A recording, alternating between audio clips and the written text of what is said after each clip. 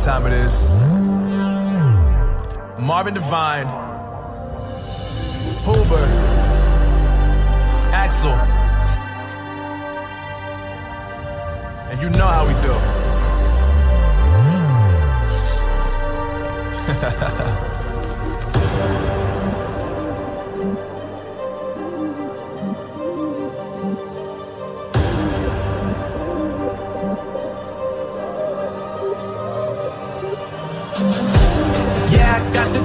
Yeah, I got the juice.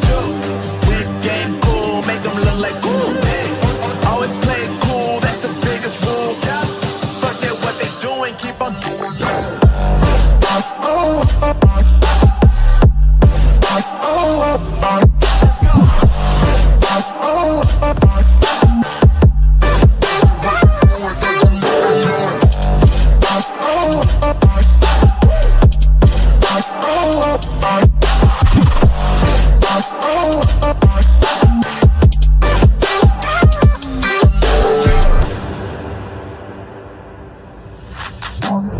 I've been making loot since like 22.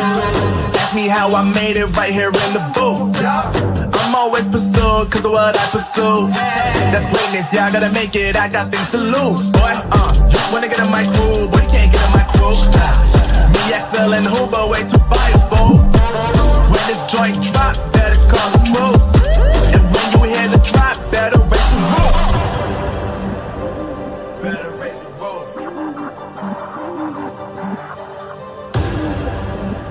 You already know what happens when we link up.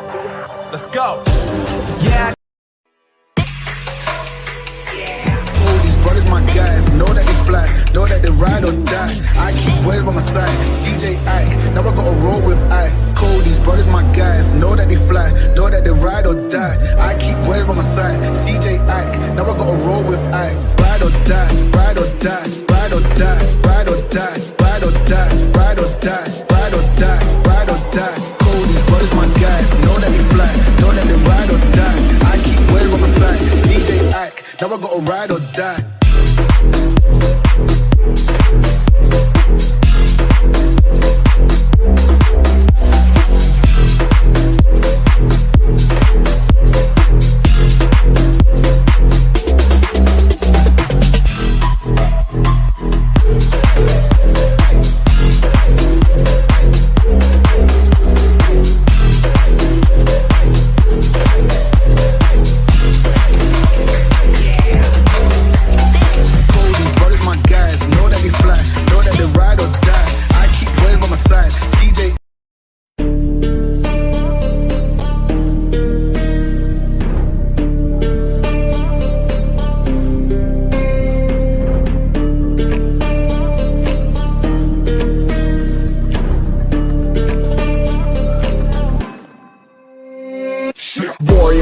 Don't get caught in the mosh pit. Fuel to the fire, ain't nobody can stop it. Trouble in my city, but you know I'm across it. Got a 40 on my hip and I'm liable to spark it. Throw down these hits, my click is indivisible. I aim, you duck, I squeeze, now you invisible. I'm not afraid of getting physical. All these different chemicals are fogging up my visual. Bloods on my hands, got slugs on my gunners. Yo, we notorious, we ain't no runners. Bloods on my hands, got slugs on my gunners. Yo, we some warriors, they ain't called gunners. Bloods on my hands, got slugs on my gunners. Bloods on my hands, got slugs on my gunners. Put on my sweat, put on the beam, put on the map, put on my team. Take out every motherfucker in between, know what I mean? Better myself, better my aim, better my rep, better my name. Killing rappers on my hang, I'm by their chains for the fame. Never thought I would it, now I'm running. You don't wanna follow me, now I'm fucking running. What's going on? What's going on? Welcome to a midday episode of Steve the Kidney Nurse. I am your host, Steve Belcher. Look, this is going to be a great show this afternoon.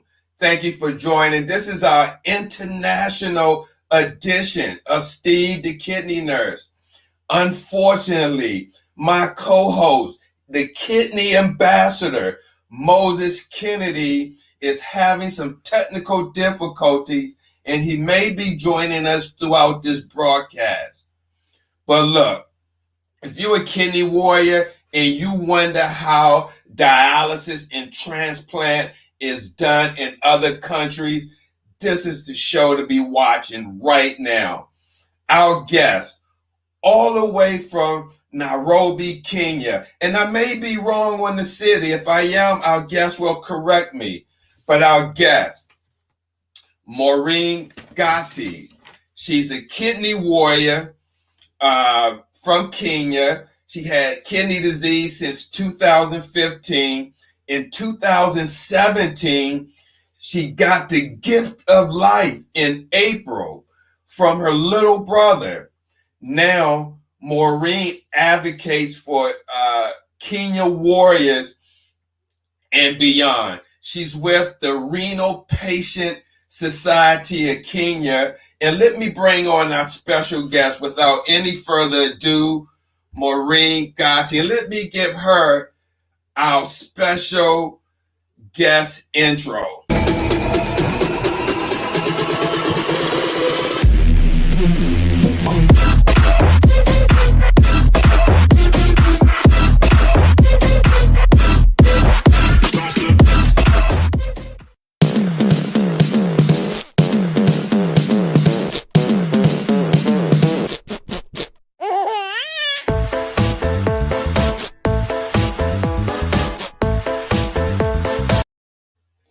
Hi, Maureen, how are you?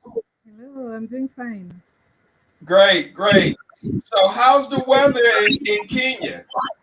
It is dry and warm. Kind of Really? Yes. Yeah, right now on the East Coast, we're having hurricane weather conditions. Not here in D.C., but yesterday we had a bad storm. So we're getting a lot of rain. It's hurricane season. I'm sure y'all can use some of that weather, huh? Yes. So Maureen, Yes. let's talk about your story. Where exactly in Kenya are you from? I'm from the western part of Kenya, the sub-tribe called Luya. Yes. Okay. But currently I'm in Nairobi. Currently in Nairobi. Yes. Now, when did you find out you had kidney disease? I found that in 2015 after being diagnosed with arthritis. At first they thought it was rheumatoid arthritis. But my condition got worse. So come 2015, I had water retention. That's when they realized it was something else. Actually, it was lupus. And by that time, it had affected my kidneys. Like I was in stage 5 of kidney failure.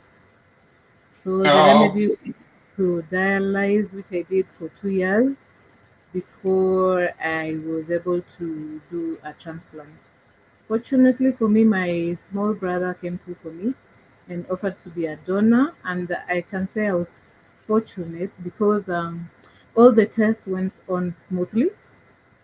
There was no hiccup, and we were booked for transplant dates. Okay. So let's go back a little bit. You said you were diagnosed at first with rheumatoid arthritis. Yes, that's what they thought initially. What kind of symptoms were you having at that I time? had painful swollen joints and fatigue. Okay, swollen joints and fatigue. Were you having any decrease in urine output? I wasn't keen back then. I wouldn't know for sure. So what came through, but whatever I had initially was low HB because there was a minor surgery I had to do in 2008, and the doctor was puzzled as to why my HB was low. But unfortunately, not further tests were done or conducted to know why the HB was low, so that one was left aside. Mm-hmm. Yes. Now, were you on dialysis? Did you undergo hemodialysis? Yes, I did. Once when they confirmed that I had a stage 5 kidney failure after the biopsy was done, The remedy that I was given was to dialyze. The options were two: to dialyze for life or to get a donor and do a transplant. Oh, that's how they presented it to you: dialyze for life or get a transplant. Yes. So those are the two options for a person who has a kidney failure. Hmm. Yes. Now, what we understand here when we talk with the kidney ambassador Moses Kennedy in All our right. last conversation, that in order to receive a transplant in Kenya, it has to come from a relative. Talk to us And about that. unfortunately, that's the case at the moment because the law does not allow for a non-relative to donate for you or a deceased donor. We still are trying to push up for the recommendations to be done and the law to be passed so that many people who are still on dialysis can get chances. Like, for instance, you can get a person who has a kidney failure uh, caused by either hypertension or diabetes. You see, that's something that can be in the family. So most of the family members may be ruled out, but maybe a friend may want to donate. Oh, a So friend can at the do it. moment, a friend cannot do it at the moment in Kenya. It's not legally right, or the mandate is not there. The framework has not been put for a friend to donate at the moment. I'd like to Only thank. relatives are the ones who are. Okay. Hello, Leslie. We have someone from Atlanta who said hello to you. This is a kidney warrior, Leslie DeVoe. She was on dialysis and had a transplant, I believe, last year. Okay. So let me ask you, how do Mhm. most Kenyans who undergo dialysis or have kidney disease feel about that, where in other countries, like say for the United States, they use either cadaver donor or living related donor, or anyone can donate? How does that Okay. Kenyans feel about that? That they're only given a limited option here. It's kind of suffocating for a person who may not have an option. You see, like a case like I know of a lady who had several friends who wanted to donate, but unfortunately they cannot go further because that one is not allowed. So Mm. such kind of a case may want to be depressed, which is not very good. I wish and hope and pray that something will be done soon so that as many people as possible can be able to have avenues to get a donor and do a successful transplant, which I believe it can be done, right? Wow. So we have a question from Leslie. She wants to know, how All right. are meds covered, and do you have universal health care? At the moment, the government is trying to pull out the universal care stuff, but right now, we are surviving. Like myself, I survive from hangouts from friends because the cost of medication or post transplant is very expensive in Kenya. Every month, I have to part with $500. Oh, okay. Initially, it was $500 immediately after transplant. Right now, we have scaled down to $300 per month. You see, that's a lot of money from someone's pocket. Wow. So, strain necessities, your chances are so limited. So, I have to survive on handouts or credit. Sometimes you have to take medication on credit. For now, the national insurance cover in Kenya does not cater for post-transplant medication. We're still trying, as the Renal Patient Society, to push for the. We did a petition, which is being discussed in the parliament, but so far it hasn't been fruitful, and we're hoping that that will be done because they cater for dialysis alone. And the irony of it is that should I fail to take my medication, I will go back to dialysis and they will still pay for the dialysis. You see? Mm-hmm. Now okay. We got another question, something that we talked about before the show. Okay. And Leslie wants to know what meds are you on? All right. And their word is, go ahead. Okay, so I'm on prednisolone 5 mgs once daily, and I'm on tacrolimus 3 mgs in the morning, 2 mgs in the evening.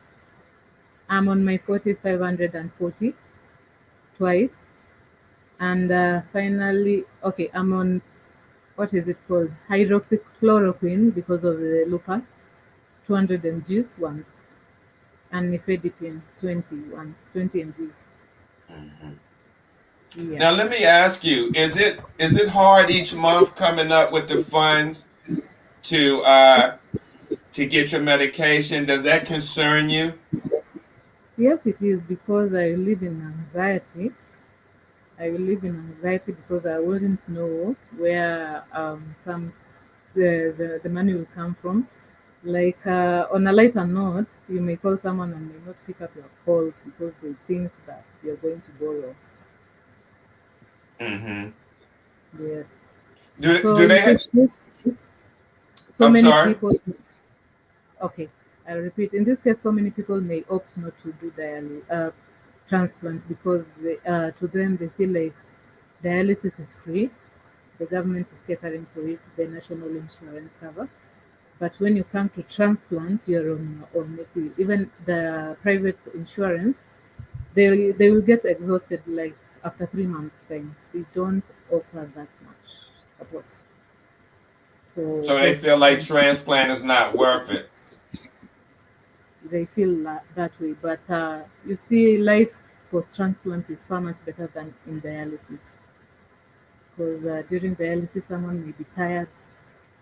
You'll be limited, like every time you need to go to the hospital, and sometimes you encounter infections. But during after transplant, all you need to do is take your medication on time, and you lead a fairly normal life like any other person.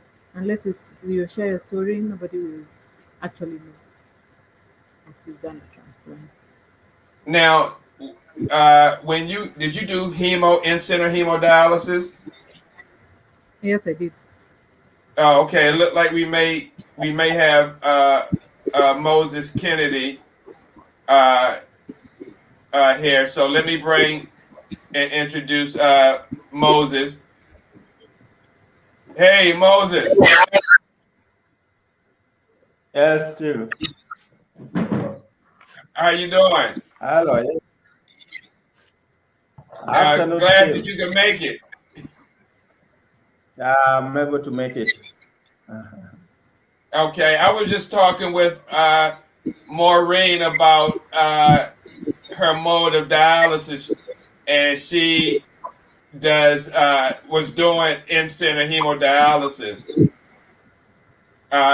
Talk about that, Moses. How hemodialysis is done in Kenya. We look like he may have frozen. Yeah, sorry, Steve. Just come on again, please. I'm sorry. So I Maureen, can't hear you. Just come on, please. okay, looks like you can't hear me, Maureen. But how is dialysis done over in Kenya? Can you explain how many hours and how many times a week did you attend treatment? All right. So there are two types of dialysis: the peritoneal one and the hemodialysis. The common one is hemodialysis because the other one is not very common with people, but it's done in Kenya. So for the hemodialysis, a person will either use a catheter. A catheter is inserted either on the chest side, the neck, or some part of the leg, or a fistula. Normally, a fistula someone has to be done for a surgery on the right or on the left hand, and so they use a some pipes to connect to have access from the body to the machine where the blood is cleansed to the body. So for hemodialysis, mostly the recommended hours is 4, but according to what your doctor advises, some may go as 5 hours on dialysis, twice or 3 times in a week. Okay. Yeah. Moses, can you hear me? I can hear you. Yes. Okay. Moses, the last time you was on the broadcast, you shared that you go to dialysis twice a week. Is that still the case? Yes. It's twice a week simply because that is what the government can cater. However, if you need 3 sessions or 4 sessions, then you have to cater for yourself. So yes, basically in Kenya, it is 2 sessions. That is what is provided by the government of Kenya. And you do 4 hours a week? 4 hours each treatment? 4 hours each treatment, 8 hours a week. Okay. Okay. So, Yes. Maureen, talk about a little bit about the Renal Patient Society of Kenya. All right. Well, first, let's talk about, and Moses, you can weigh in on this. How prevalent is kidney disease in Kenya? The question is for Moses. Anyone, if you want to answer first, and then Moses, you can answer after Maureen. All right.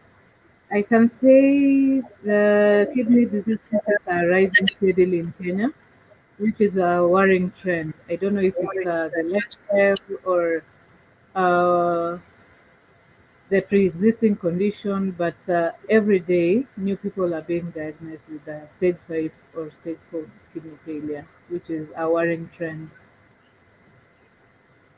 All right, Moses, by you being a kidney ambassador, uh, how how tough is it to see kidney disease on the rise in Kenya? Actually, just like globally, kidney diseases are rising public health concern, and it is estimated that 1 out of 10 adults in Kenya have chronic kidney disease. And it is sad because 90% of that number do not know that they suffer from chronic kidney disease. In fact, there was even a research at Kenyatta National Hospital. It is the biggest hospital in the country. At one time, it was documented that 2 out of 8 patients, inpatient, has any form of CKD. So you can see the prevalence, how it is. Mm. Yes. Okay. Maureen, tell us about your transplant surgery. Yeah. How long were you hospitalized during the surgery? And how long did your little brother stay in the hospital after recovery? Okay. So before the surgery, I was admitted 3 days to the surgery, whereby I needed to do a daily dialysis. And then after the surgery, I stayed for 7 days. Normally, actually, it was 10 because I had a small hiccup of urine retention, but it was taken care of. Normally, it's 7 days after surgery, but my case, I stayed longer, just for 10 days. But I can say I had a smooth transplant procedure because after that, I haven't been hospitalized. I've been well. My healing process was good, and yes, I can say my experience was good. Okay. So how is your diet, your post-transplant diet? Come again, diet. Yes. At first, um, I was put on a high protein diet because of the healing process. But after that, we were told to take the healthy food, like the portion of vegetables to be more, to avoid more of red meats after 3 months. But before that, we used to take red meats because of the healing process. Um, Less of carbs, more of fruits. At least this time, I was able to take more of the fruits which have potassium, like the mangoes, bananas, which I was not able to do so when I was on dialysis. Mm-hmm. Yes. So Moses. I'm sorry. Go ahead, Maureen. Yes. basically, I can eat anything that any other person can eat, which is healthy, a healthy meal without Mm-hmm. restriction. Mm-hmm. Moses, share with us. You had mentioned that nutrition and dietary was a challenge for many kidney warriors on dialysis. Can you talk about that, Moses? Thank you. Yes. Most warriors are having a challenge when it's come to nutrition, simply because there are three factors. Number one is the aspect of literacy. Then there is employment. Then I want to talk about also marital status. Now, for literacy, if you are literate, you can read and write, it is easier for a warrior to actually have have to adhere to nutritional needs, nutritional health. But you see, majority of warriors in Kenya are basically, I will say, if not illiterate, then yes, if not illiterate, then kind of semi-literate, simply because they can read, they can write, but deliberately they have refused to learn and to get to understand their condition. Now, if a warrior is married, he or he has a spouse, then it is easier. You can plan for some nutritional value, which also can improve the health of a patient. But again, the most challenging thing about nutrition in Kenya is now accessibility. You realize that what you are required to eat is not available in the market. Say you have to take some apple, or maybe one apple a day. Apples are not even grown in Kenya. They are exported from South Africa. You see, it's Mm. really a big challenge. Yes. And then you are told to eat chicken. In African culture, chicken is all about luxury. It's considered luxury. I mean, just protein in Africa is considered luxury. So it's a whole challenge. It's a whole challenge when most warriors are asked to eat this, maybe to do moderation this, and given what is there in the market, it really becomes a challenge, Steve. Wow. Wow. That's a wow. I didn't realize about fruit and that being imported from other countries. And if that stops, then you don't have any type of fruit, uh, vegetables coming if it's being imported. Moses, we had a question for you. Uh, are you at a big center? How big is your dialysis center where you get your treatment? Uh, I would say my dialysis center is according to this region, it's one of the best. I will say it's the best because we have a population of 16 patients each session.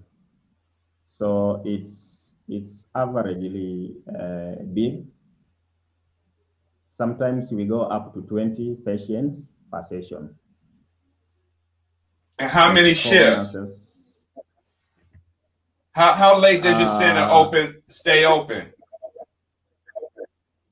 The chairs sometimes remains vacant, but the number of patients are about 16 to 20.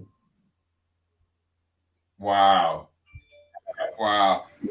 Maureen, do you go back and visit the patients at the center where you had your treatment before the transplant? Yes, I do, because I was in like 3 centers.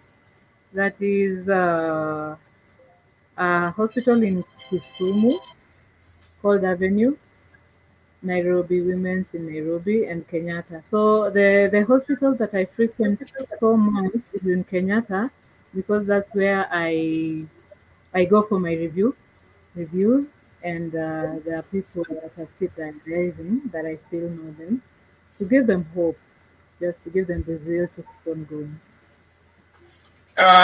Well, speaking of, you mentioned hope. Now,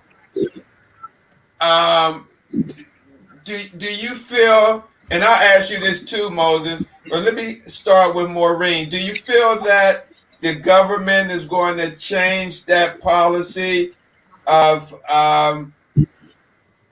extending transplant donors past family to extend it to friends and possibly deceased donors?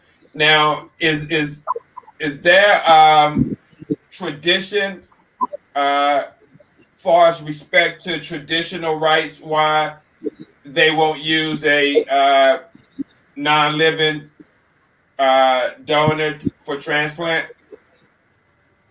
I'm really hoping and praying that they will get to change the policy. And what we'll do on our end is to keep on pressurizing them, because I believe with so much pressure, they will, and to see the need of it, they will eventually do something, and I'm hoping it's gonna be soon. Mm-hmm. Moses, what are your thoughts on that? Do you think this policy is going to ever change to extend donor past family members? Yes, yes, but it might take time. I'm glad Maureen being a member of the Renal Patient Society of Kenya. I think there are some policy issues that they are working on. One of them is that the National Hospital Insurance Fund to cover for post-transplant med. And another one, maybe I know, is to have extended friends and even just people who are mutually related to you to donate organs. So yes, it might take time. Mm-hmm. Mm-hmm. So, Maureen, I know I had asked you to talk about the Renal Patient Society of Kenya. Share with us, how long has the organization been around, and some of the activities and initiatives that the organization does in Kenya? Okay, it's been in existence for 3 years now. How many? By our founder, 3? 3 years. It's still Okay. young. Started by our founder called John Gikonyo. And we have a set of officials, like a treasurer, in that we contribute some money every month.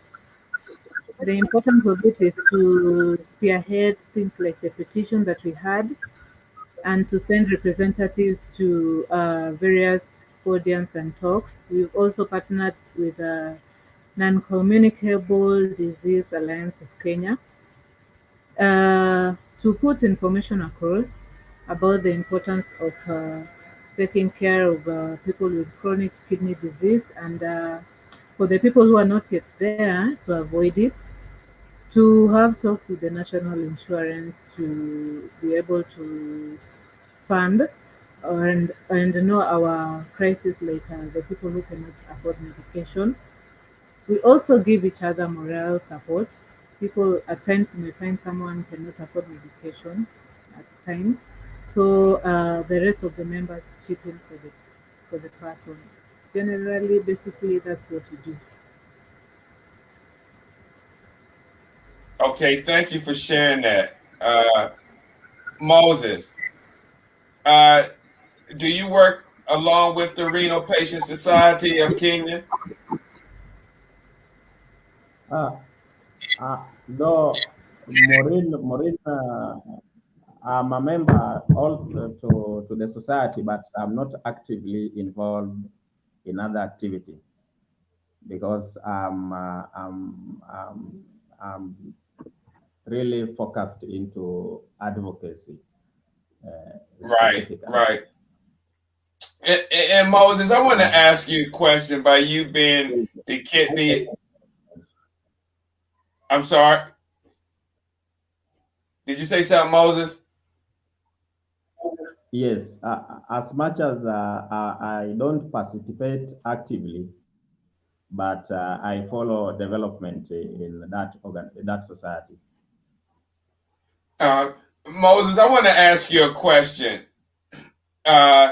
Leslie DeVoe, she states here in comments, we just don't realize how blessed we are here, meaning here in the United States. And with that being said, I know you follow a lot of pages, Kidney Warriors pages on Facebook. With that being said, do you think maybe some kidney warriors here in the United States don't realize how fortunate they are to have dialysis?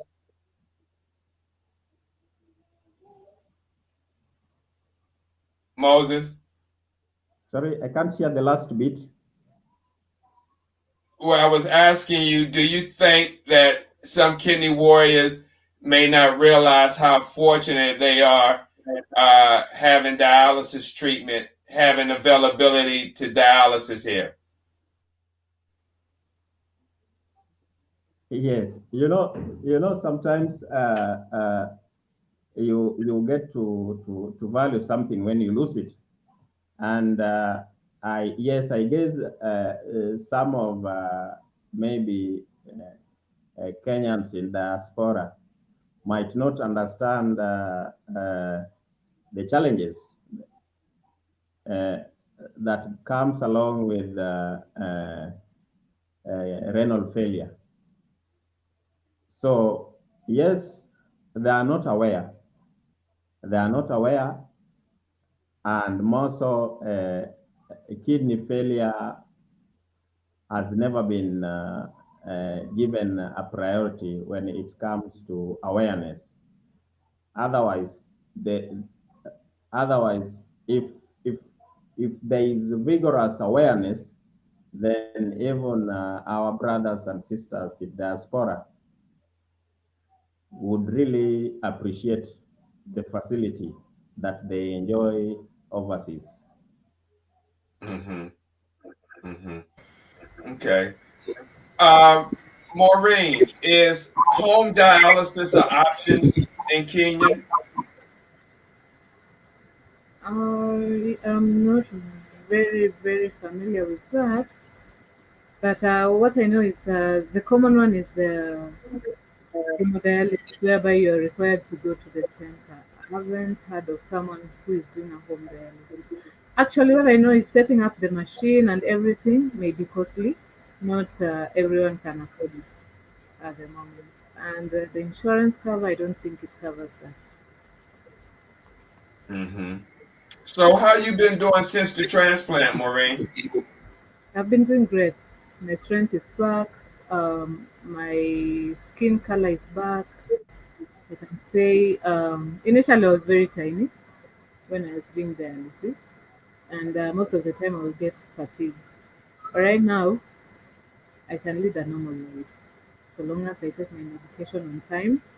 I go for my reviews in case of anything. I report back to my transplantation center, and I don't self-medicate. You need to instill discipline in yourself. Like your life has to change somehow before you embark on doing anything.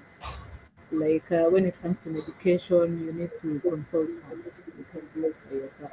So long as you follow that, obviously. Mm-hmm.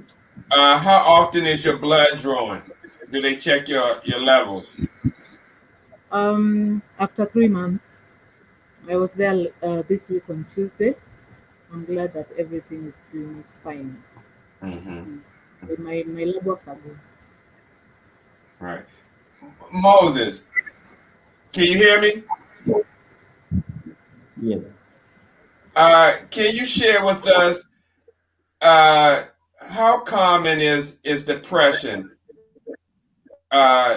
in Kenya with kidney disease? Do you hear that a lot from many warriors that they're dealing with depression?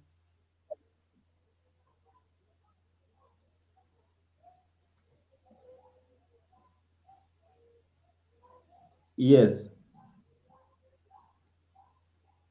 Depression it just form part of mental health that goes unrecognized among uh, renal patients, right? Mm-hmm.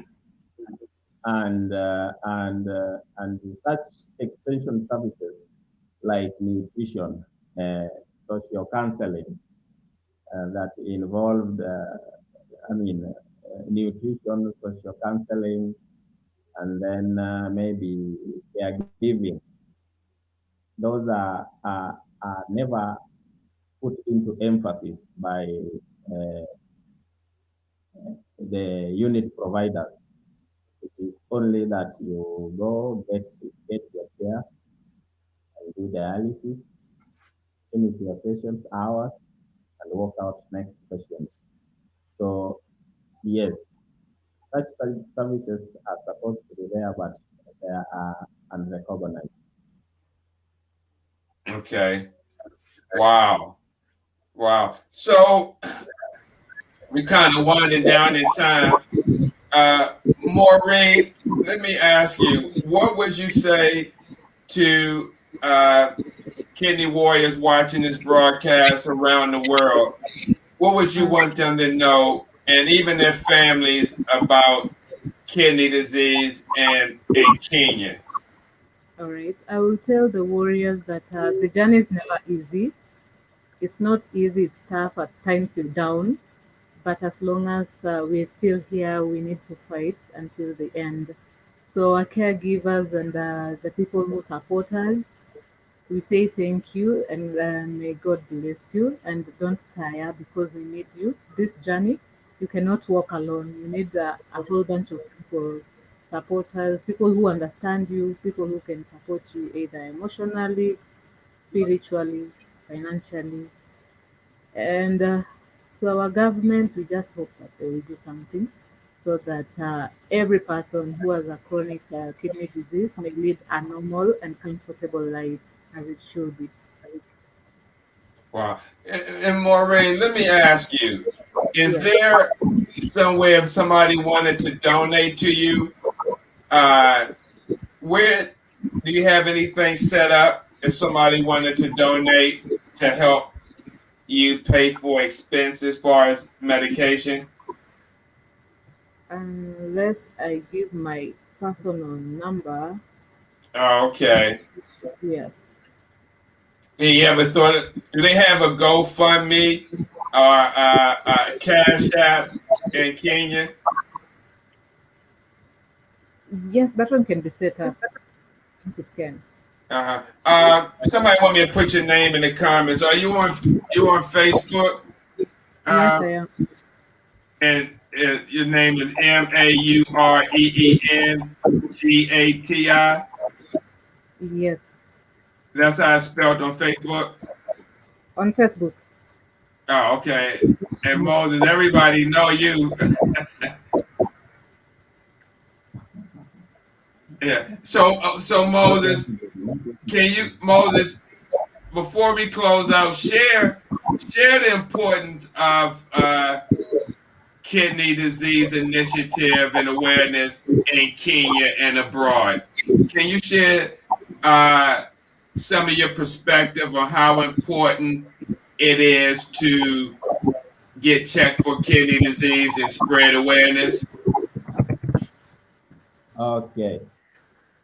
Given that, just as I've said before, that kidney disease is a rising global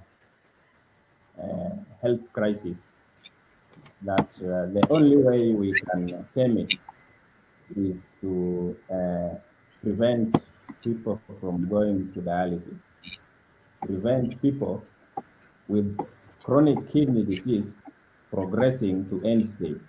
So those are few of the measures that we can put in place to ensure that patients do not get to the very last end, that the cost of medication is high, reduced level of productivity of an individual caused by kidney failure, right? So, yes, advocacy is the way to go. Because let me show you, for example, if today someone had CKD stage 1 or stage 2, then he is aware of it. Then he sees, he visits a nephrologist as required. Then it is possible to prevent progression to end stage or to stage 4 and 5, where the cost of treatment becomes a burden to societies and families. Yes, advocacy is the way to go. Oh, absolutely. Thank you for that, Moses. So, guys, we're about down to the end of the show, but I wanted to thank you, Maureen Gotti, for coming on, Steve the Kidney Nurse, and sharing your story and sharing information about the Renal Patient Society of Kenya. And I hope you can return in the near future and share some more initiatives of what the Renal Patient Society of Kenya is doing and what you're doing with your new gift of life. Okay. Just to clarify something, my Facebook page is Mogati, Mohgatie. And thank you, Steve, for this You said opportunity. Mohgatie. Mohgatie. Gatie. Yes. Okay. I appreciate Putting that in the comments. All right. So I definitely hope you'll be able to join us again and let us know what's going on in Kenya. We'd like to stay in contact and keep updates on any policy changes or anything new that's happening in the dialysis world in Kenya. No problem. Thank you.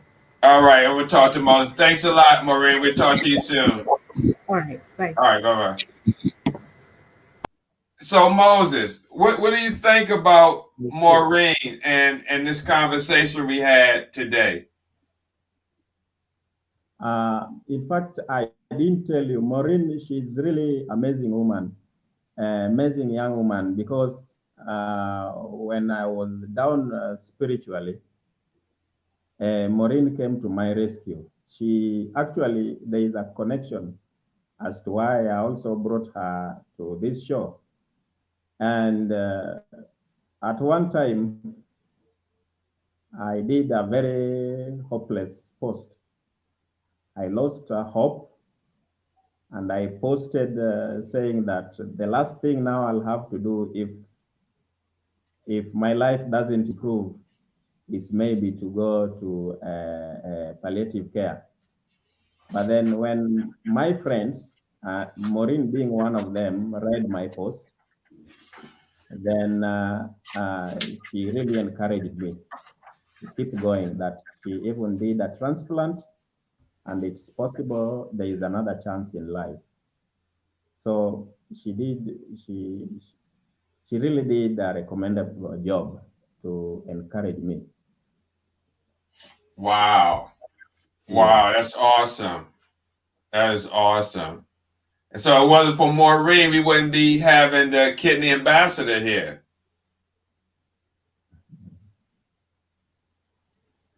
Huh?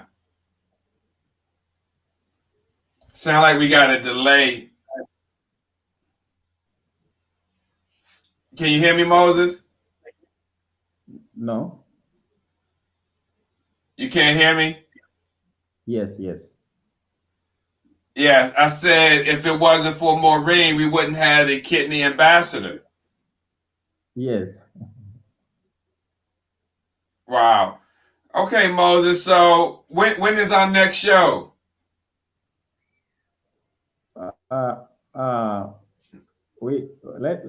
Let's plan and see, maybe in the course of next week. Okay. Let's About a couple of weeks we come back. Yes, we will invite Maureen to come once again. I know she has a lot to say, to speak about.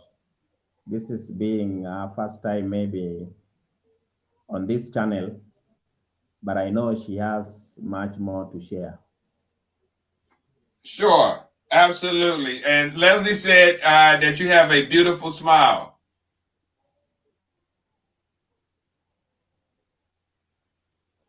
Sorry? I said, Leslie, one of the audience that's watching said that you have a beautiful smile.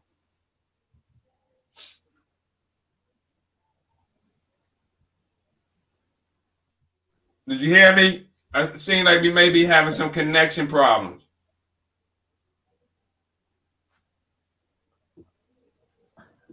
Can you hear me, Moses? Yes.